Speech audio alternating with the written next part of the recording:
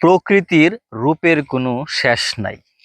কখনো কখনো বাগানের ফুলকে টেক্কা দিয়ে বা ডিঙিয়ে বাগানের গাছই মূল আকর্ষণ হয়ে দাঁড়ায়।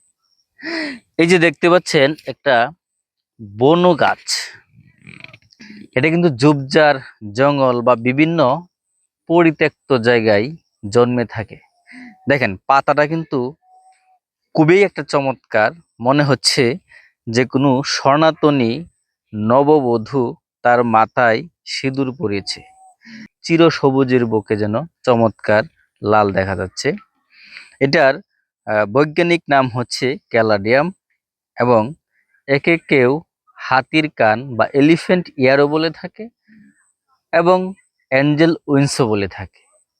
মূলত এটা সৌন্দর্য হচ্ছে পাতা। এই পাতা কখনো সাদা হয়, কখনো সবুজ হয়, আবার সবুজের মাঝে লালের আবরণ থাকে। এরা সাধারণত তীব্র রোদ পছন্দ করে না, ছায়াযুক্ত জায়গায় জন্মায়। এজন্যই অনেকেই বারান্দার গ্রিলে বা ছায়াযুক্ত জায়গায় এগুলো খুব সুন্দরভাবে রেখে দেয় সৌন্দর্য বর্ধনের জন্য। শীতকালে এদের পাতাগুলো ঝরে যায়, আবার বসন্তের আগমনে নতুন কুঁড়ি গজিয়ে প্রকৃতিকে দেয় চমৎকার সুন্দর নান্দনিক দৃশ্য।